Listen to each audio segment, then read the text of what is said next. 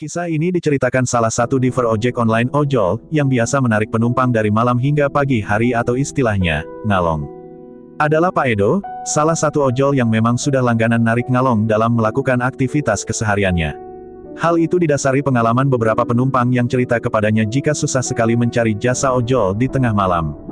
Wajar saja, Jabodetabek merupakan wilayah yang memiliki ritme tinggi bagi para pekerja, jadi jangan heran jika ada pekerja yang lembur hingga tengah malam, bahkan dini hari. Menjalani aktivitas ojol sejak 2014 hingga sekarang, mungkin ini adalah pengalaman paling menakutkan bagi Pak Edo selama ia menjalani profesinya sebagai ojol. Cerita dimulai ketika ia mendapatkan order dari seorang penumpang di sekitaran Universitas Pamulang menuju Sudimara, Tangerang. Usut punya usut, ternyata penumpang tersebut menunggu di komplek pemakaman di dekat Jalan Nangka.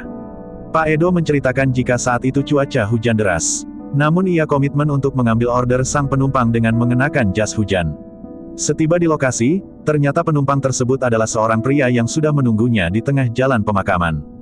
Dia berdiri di tengah pakai payung, cerita Pak Edo, seperti dinukil Popfriend dari dalam kanal YouTube Lonceng Misteri, Kamis tanggal 16 Februari tahun 2023. Penumpang tersebut langsung bergegas naik sambil menyarankan Pak Edo bergegas keluar dari wilayah tersebut. Yang mengejutkan Pak Edo, pintu portal komplek pemakaman menutup sendiri ketika ia melintasinya. Tentu ia tak habis pikir, siapa yang menutup portal tersebut, karena saat itu ia tak melihat orang sedikit pun, karena situasinya hujan deras. Hujan deras, kalau gerimis masih mending, tegasnya. Sambil jalan, sang penumpang tak hentinya mengucapkan terima kasih kepada Pak Edo yang mau mengambil ordernya. Saya berterima kasih sekali Bapak udah mau ambil, sudah 5 kali order saya ditolak dengan berbagai macam alasan, cerita Pak Edo menirukan pengakuan sang penumpang. Sang penumpang pun bercerita bahwa ia ditinggal di komplek pemakaman tersebut oleh temannya, karena yakin bisa mendapatkan ojol. Tapi apalah cur, orderan yang dilakukan sang penumpang tak kunjung diterima oleh ojol, hingga muncullah Pak Edo yang menerima ordernya.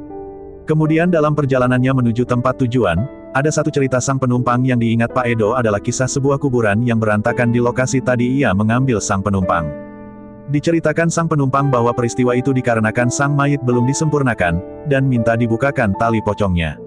Setelah sang penumpang rampung bercerita, Pak Edo berpesan kepada sang penumpang agar usai tiba di rumah untuk mandi dan melakukan salat untuk menghilangkan efek negatif di wilayah tadi.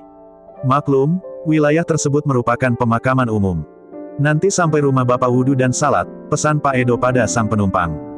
Usai sampai di lokasi, sang penumpang memberikan uang yang berlebih dari nilai ordernya. Tentu saja Pak Edo menerimanya dengan senang hati.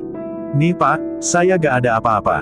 Bapak bisa makan, bisa ngopi, dan bisa bawa buat keluarga, ucap sang penumpang. Terima kasih ya Pak, Bapak sudah bawa saya. Saya akan melapor ke Gojek besok supaya Bapak dijaga jangan sampai Bapak dipecat oleh Gojek, tambahnya. Singkat cerita, usai menerima uang dari penumpang tadi, keterkejutan Pak Edo ditambah bahwa ia menemukan tali pocong di jok belakang motornya. Nggak tahu itu penumpang saya orang yang ngebuka talinya, terus ditaruh di motor saya, kisah Pak Edo seraya menyerahkan bukti tali pocong pada sang host, Gilang Ahaditya. Pak Edo bahkan menawarkan apakah Gilang ingin menyimpan tali pocong tersebut atau tidak, dan Gilang pun menolaknya. Cuman ya nanti akan saya kubur, bukannya kenapa, karena apa, ini kembali ke tanah, karena ini ada yang punya. Mudah-mudahan saya bisa ngaji sedikit, doa sedikit, lah, tandasnya. Di akhir cerita, Edo mengungkap bahwa para ojol yang kerap ngalong memang tak sekali dua kali mendapatkan penumpang-penumpang yang unik. Tapi meski begitu, ia pun tak pernah kapok untuk ojol ngalong hingga saat ini.